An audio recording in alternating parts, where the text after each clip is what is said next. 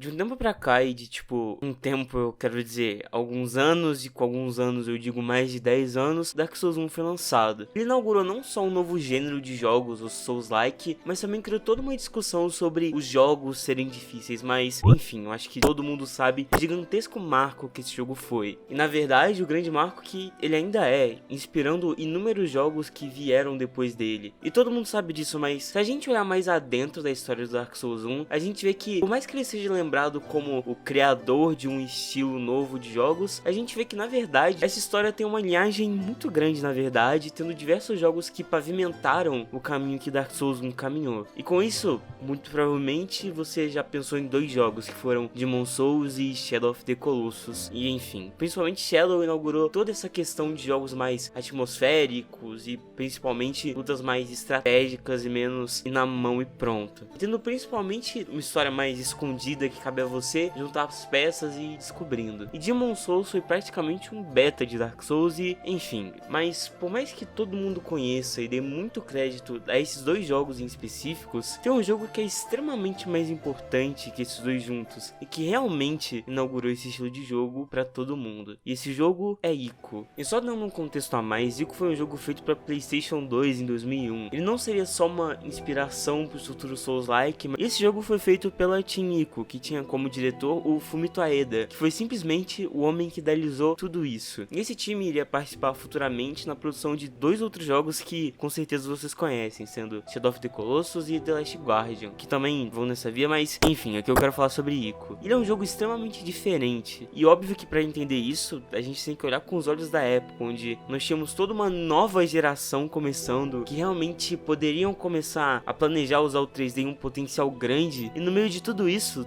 a gente tem Ico, um jogo que vai completamente contra tudo isso. Muito por causa, justamente, da sua estética extremamente única, que tem como base não só grandes artistas, mas uma filosofia de game design que se baseia em deixar o jogo extremamente minimalista e descartar tudo que não é importante. E toda essa ideia, toda essa filosofia fez um jogo completamente solitário, que é uma das partes fundamentais de toda essa experiência. E por mais que ele seja assim, tem uma beleza nisso de certa forma. Os cenários são gigantes, não tem nada vivo neles além de você praticamente. E isso te deixa uma situação no mínimo estranha, sabe? A paleta de cor desse jogo também é muito morta, mas não de uma forma feia, somente desaturada, mas sim de uma forma muito bem pensada. E graças a Deus eles não colocaram um filtro amarelo ou preto na imagem, mas enfim, toda a paleta é extremamente melancólica. Os verdes não são tão verdes e o que vai predominar, querendo ou não, vai ser cinza, marrom e outras coisas mais escuras. E até o seu mesmo não é azul e libertador, mas sim, é só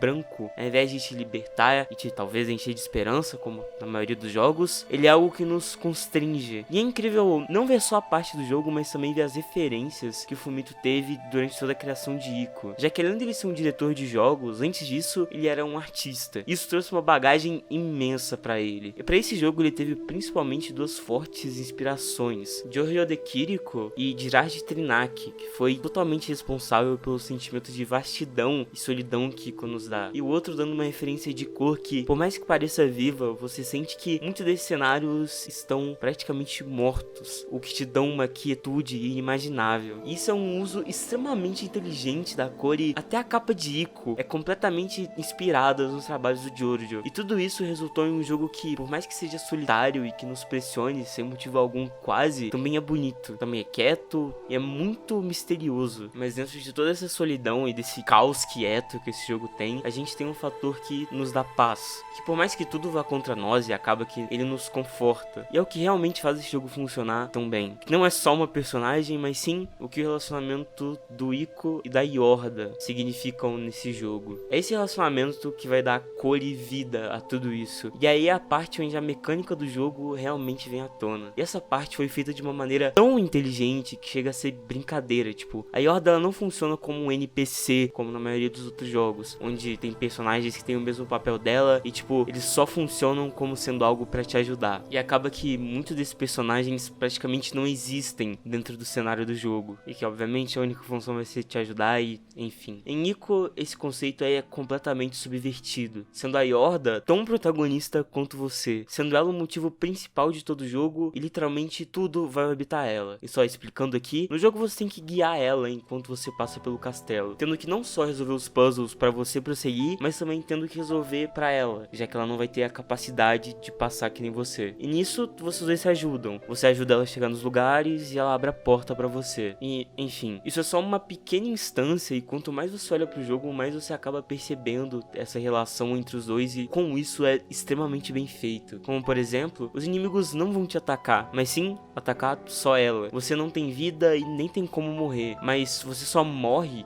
ou melhor, você só perde quando a Yorda morre, quando ela é atacada pelos monstros sombra. A sua vida não importa tanto quanto a dela, e seu único objetivo é ajudar, resolvendo puzzles ou contra monstros que ela mesma não conseguiria enfrentar sozinha. E até pra salvar o jogo mesmo, você precisa dela. Isso acaba criando meio que uma dependência entre vocês dois, mas não de uma forma ruim, mas sim de uma forma honesta e até bem pura. E ela mesma é colocada como um símbolo de pureza e inocência dentro do jogo. E você, o Ico, tem que proteger esse símbolo. Esse vínculo é extremamente inocente e você mesmo em algum momento vai querer proteger ela. E tem uma mecânica que eu ainda não falei, que literalmente funciona com um botão e que simplesmente pega tudo que eu falei até agora e junta da forma mais esplêndida e bem pensada possível. Que é que pra ela poder andar com você, você tem que guiar ela segurando a sua mão. E você não faz isso andando normalmente, mas sim, você tem um botão pra você simplesmente segurar na mão dela e andar junto. Isso completa tão bem e junta tudo que esse jogo quer passar e parece algo tão simples e realmente é, mas isso de longe é algo ruim. Muito pelo contrário, é algo muito funcional, porque isso adiciona uma camada mecânica de imersão, onde você realmente tem que se conectar com ela. Não só vendo ela na tela, mas sim pelo controle e pela maior forma que você interage com o jogo. Isso tudo torna todo o vínculo extremamente mais real e tudo isso que eu venho falando fez um jogo extremamente bom e artístico. E é por isso que Ico é tão bom pra sua época.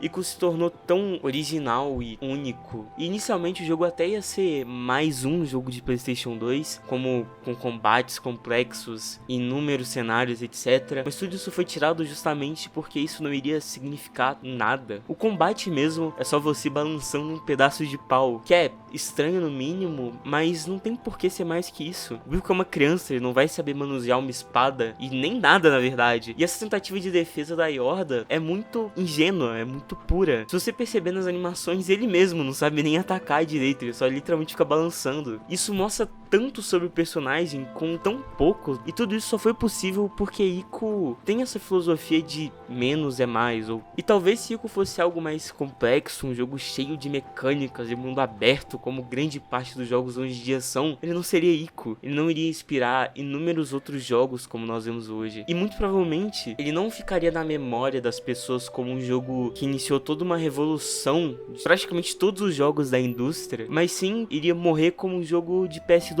como só mais um. E Ico, um jogo de anos atrás, de quase 23 anos, chegou nesse pico de excelência que só ele chegou. Só Ico fez o que ele fez. Algo de uma forma tão minuciosa, mas tão inteligente, tão bem pensada, que pra vocês terem uma ideia, esse jogo foi tão influente com o passar do tempo que muitos jogos que você conhece foram inspirados por Ico. Por mais que esse jogo seja antigo e seja feito com o mínimo em mente, ele é provavelmente um dos jogos mais cheios de significados dentro de si.